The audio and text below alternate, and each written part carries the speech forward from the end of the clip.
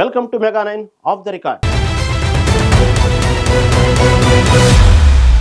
భారత్ పాకిస్తాన్ల మధ్య ఉద్రిక్తతలు మరింత తీవ్రమయ్యాయి.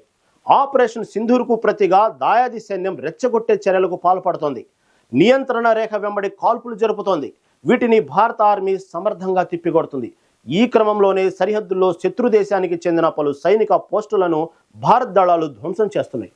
ఈ నేపథ్యంలో ప్రపంచానిది అంతా ఒకదారి నాదొకదారి అన్నట్లు వ్యవహరించే నార్త్ కొరియా అధ్యక్షుడు కిమ్ సపోర్ట్ ఎవరికి అనేది ఉత్కంఠ రేపుతోంది.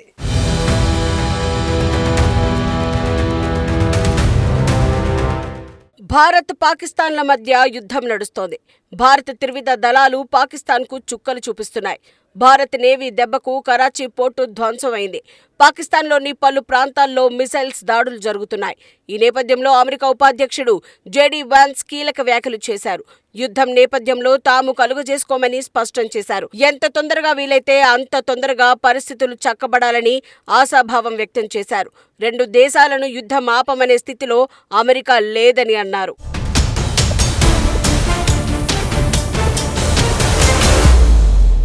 భారత్ పాకిస్తాన్ యుద్ధ వాతావరణంపై కొన్ని రోజుల క్రితం రష్యా విదేశాంగ శాఖ అధికారి ప్రతినిధి మారియా జకరోవా స్పందించారు. రెండు దేశాల మధ్య పరిస్థితులపై ఆవేదన వ్యక్తం చేశారు.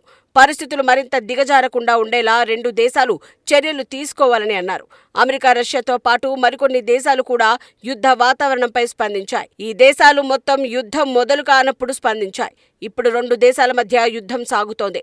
ఈ నేపథ్యంలో నార్త్ కొరియా మద్దతుపై మీడియాలో, సోషల్ మీడియాలో చర్చ జరుగుతోంది. ప్రపంచం మొత్తం ఒక తీరు, మేమొక తీరు అనే నార్త్ కొరియా ఈ యుద్ధంలో ఎవరికి సపోర్ట్ చేసే అవకాశం ఉంది? పాకిస్తాన్కా లేక ఇండియాకా అన్నది ఆసక్తికరంగా మారింది.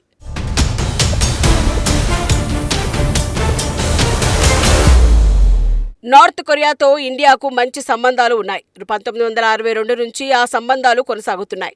చాలా సందర్భాల్లో నార్త్ కొరియాకు మానవతా దృక్పథంతో ఇండియా సాయం చేసింది.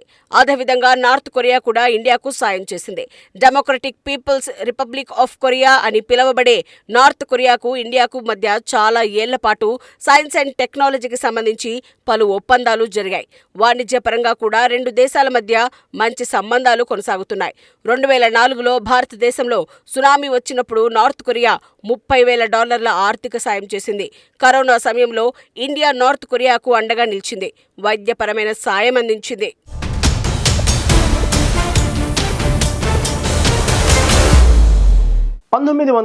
నుంచి 1990 వరకు పాకిస్తాన్, నార్త్ కొరియాకు మధ్య మంచి సంబంధాలుండేవి.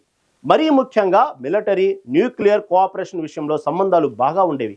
అయితే గత కొన్నేళ్ల నుంచి రెండు దేశాల మధ్య సంబంధాలు బాగా దెబ్బతిన్నాయి. కిమ్ జాంగ్ ఉన్ అధికారంలోకి వచ్చిన తర్వాత ఆయన పాకిస్తాన్ కంటే ఇండియా వైపు మొగ్గు చూపినట్లు తెలుస్తోంది. ఒకవేళ మద్దతు అవసరం అన్నప్పుడు కిమ్ జాంగ్ ఉన్ ఇండియా వైపు నిలబడే అవకాశాలు ఎక్కువగా కనిపిస్తున్నాయి.